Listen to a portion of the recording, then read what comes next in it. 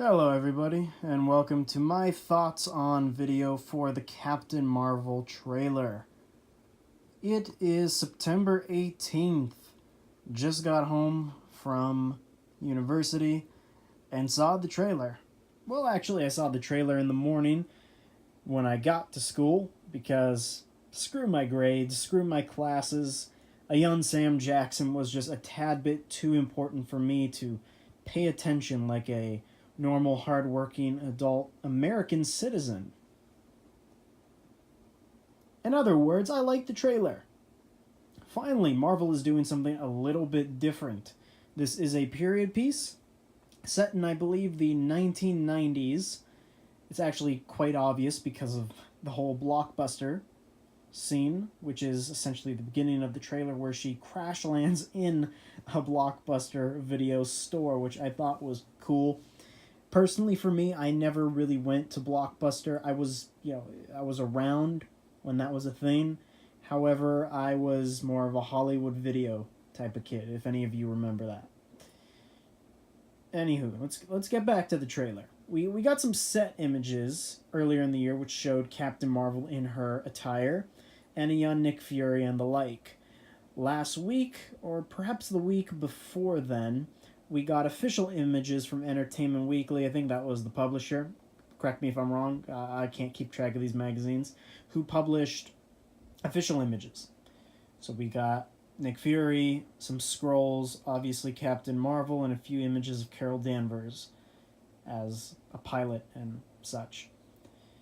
And with this trailer, we got all that plus more. We got an in-depth look, well, semi-in-depth look at what the movie is really about. Clearly, this takes place in both space and Earth, which is pretty cool. There's an obvious indication that the Skrulls and the Krees are at war, and we did get a very small glimpse at the Skrulls in this film.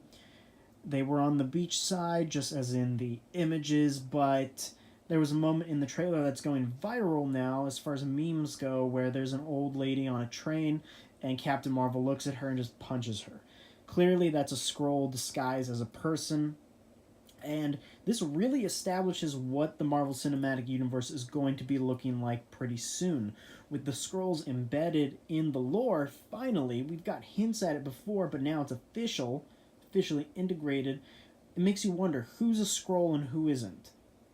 Because I think it would be dumb for Captain Marvel to just defeat the Skrulls and their entire purpose in this film. Clearly, they're going to be part of this long history of the Marvel Cinematic Universe. So, it's nice to have the Skrulls. They look okay. They're missing a little purple on the head for my taste.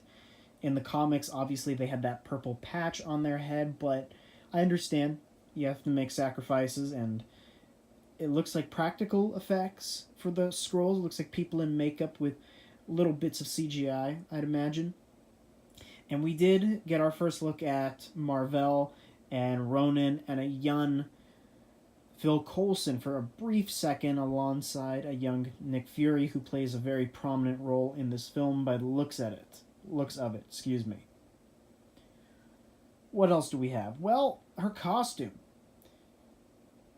Pretty much before the whole Entertainment Weekly publishing thing, we only had her in her Kree costume, the black and the green, which looked okay. I understood what they were going for, and a lot of people thought, oh, she's not wearing her original costume. Let's go and Photoshop all of it into her correct colors. Well, fellas, you wasted her time. Your time, and hers, actually, because she wears it in the new film. And it looks great, personally.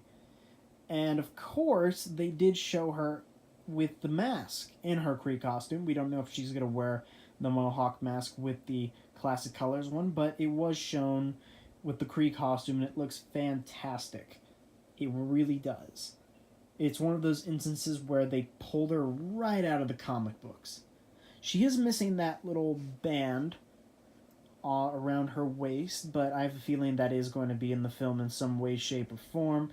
Either as an Easter egg or they're going to reveal it as her final look. Or perhaps in the end credits when they tie it into Infinity War which I'm assuming they're going to. It'd be stupid for them not to. In fact, I believe the end credits are going to be her in the 2018 timeline. Anyway, what else about the trailer did I like? I love the environment. Not only, yes, does it take place in the 1990s and all the cars are very stylized in that era, but the tone of the film, the feeling, it feels like it's a 90s movie in a lot of respects, at least when they're on Earth, not so much in space. And that's what I like. They're doing something different. It looks a lot more, and I hate using this term because I think it's such a new generation term, but it does indeed look low-key for a Marvel film. It's not filled with crazy action scenes. There are scenes where they're taking it easy, such as when she and Nick Fury are driving in the car. I mean, when has that ever happened in a Marvel movie, right? Except in, like, the first Iron Man. But the first Iron Man was made like a movie, not a superhero movie. Which is what I liked about it. And I can go on my rant about superhero movies and how they're diluting the film genre, but I don't want to be uptight in this video, even though I kind of am already. In other words, I like how it's looking. The de-aging thing is excellent for both Nick Fury and Phil Coulson. That's awesome. I love how Brie Larson is integrating herself into the Carol Danvers role. I think she fits perfectly. Could other actresses play her better? I don't know. I didn't see the movie yet, but from what I've seen from the trailer, it looks wonderful. And she's really hot. I'm just saying. Good job, Marvel. You know what? Good job, Kevin Feige. Or Feige, whatever your name is. You pick the good actresses. You pick... You know aesthetics, my friend. Good for you. Anywho, I think that is all I have to say about this trailer. They did show some of her powers, which is cool. But I think that's all I want to say about it in this video. Overall, I am excited. It comes out, I think, March 2019, if I'm not mistaken. And yeah, we got a ways to go. She's going to be the last stop before Avengers 4, so it's going to be a pretty big year, people. So emotionally prepare yourselves, because we all know Iron Man's going to die in Avengers 4. Because Robert Downey Jr.'s contract is ending. And most importantly, I got to prepare myself emotionally. I grew up with the Robert Downey Jr. Iron Man. So I'm going to cry my eyes out. And yes, I'm that young for me to grow up with the first Iron Man. It was released 2008. So 8, 9, 10. I was like 10 or 11 years old when I saw it. So yeah, I'm one of those guys. Alright. Go check out The Sanctuary and their content creators, linked down below. And have just a swell day, people. That's how I'm gonna end this video. Just have a swell day, and I love you.